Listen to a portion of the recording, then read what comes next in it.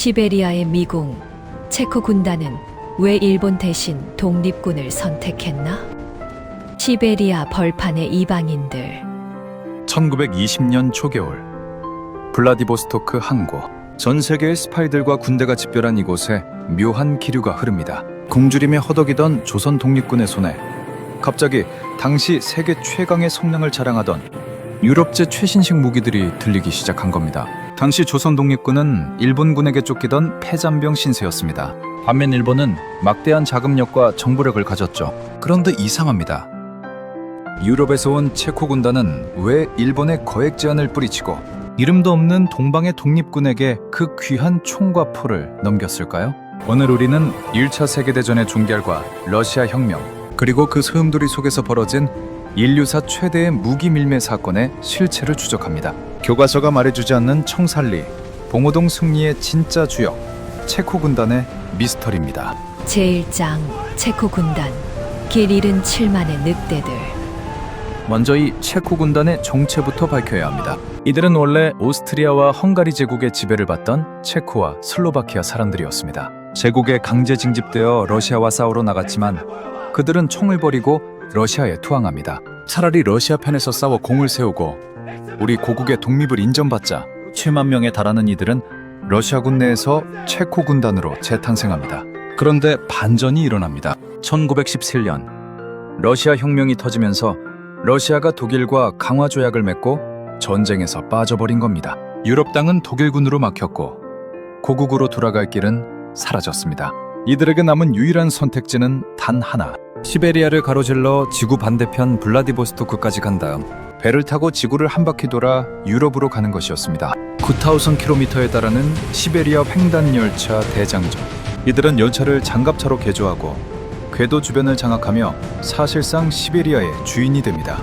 이들이 가진 무기는 당시 러시아와 독일, 오스트리아에서 노획하거나 지급받은 소총 7만 정, 기관총 1000여 문, 심지어 대포와 장갑 열차까지 포함되어 있었습니다. 제2장 연해주의 혼돈, 붉은 군대와 하얀 군대. 그리고 일본. 당시 연해주는 그야말로 지옥이었습니다. 혁명을 완수하려는 적군과 이를 저지하려는 백군의 내전이 한창이었죠. 여기에 일본은 공산주의 확산을 막겠다는 핑계로 7만 명의 대군을 연해주에 파병합니다. 일본의 진짜 속셈은 러시아 영토를 가로채고 그곳에서 활동하는 조선 독립군을 뿌리 뽑는 것이었습니다. 이때 일본은 시베리아를 통과하던 체코 군단에 접근합니다. 일본은 제안합니다. 당신들이 가진 그 무거운 무기들 우리에게 팔아라. 우리가 편안하게 귀국할 배를 제공하겠다.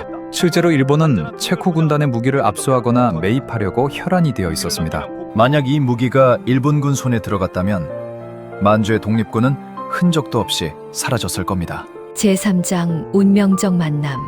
우리와 같은 눈을 가졌군요.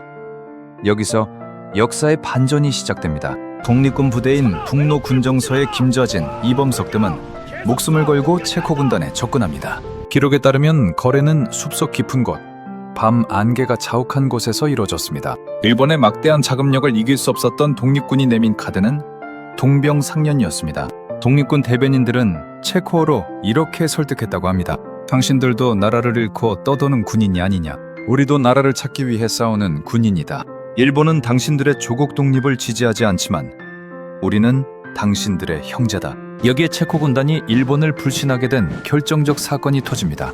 일본군이 연해주에서 저지른 민간인에 대한 4월 참변을 목격한 체코 군단은 일본을 야만적인 침략자로 규정합니다. 결국 체코 군단은 비밀 결단을 내립니다.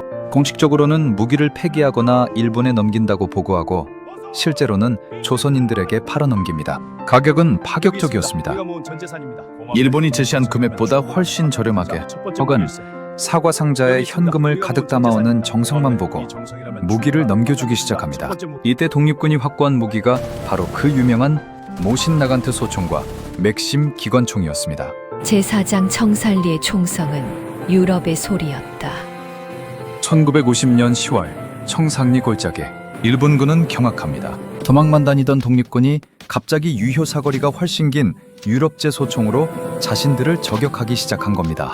기록에 따르면 체코 군단으로부터 사들인 무기는 소총 약 1,200정, 탄약 80만 발, 기관총 수십 문에 달했습니다. 당시 독립군 한 명당 150발 이상의 탄약을 보유했는데 이는 당시 정규군도 부러워할 화력이었습니다. 하지만 이 거래의 끝은 미스터리로 남았습니다. 무기로 넘겨준 체코 군단 간부들은 귀국 후 침묵했습니다. 일본의 항의를 피해야 했기 때문이죠. 또한 이 거래를 주도했던 독립군 자금에 출처와 연해주 한인동포들이 삭바느질과 농사로 모은 돈의 정확한 규모도 여전히 베일에 쌓여 있습니다. 만약 체코 군단이 없었다면, 그리고 그들이 일본의 돈을 택했다면, 과연 청산리와 봉우동의 기적이 존재했을까요? 잊혀진 형제들을 위하여. 오늘 우리가 살펴본 이야기는 단순히 무기를 사고 판 이야기가 아닙니다. 나라 잃은 두 민족이 시베리아라는 낯선 땅에서 서로의 아픔을 알아본 인류의 기록입니다. 참고서적 독립운동가 이범석의 회고록, 러시아 사학자 쿠라노프의 시베리아의 체코 군단, 그리고 일본 외무성 기밀 문서들은 이 믿기 힘든 거래가 실화였음을 증명하고 있습니다. 역사의 수레바퀴 속에서 사라질 뻔했던 독립군에게 마지막 순통을 틔워준 체코 군단. 그들이 건넨 총 한 자루에는 자유를 향한 갈망이라는 공통된 언어가 새겨져 있었습니다. 여러분은 어떻게 생각하십니까? 이념과 국경을 넘어선 이 기적 같은 거래. 이것이 우연이었을까요? 아니면 반드시 이루어져야 했던 필연이었을까요? 오늘 영상이 흥미로우셨다면 구독과 좋아요 부탁드립니다.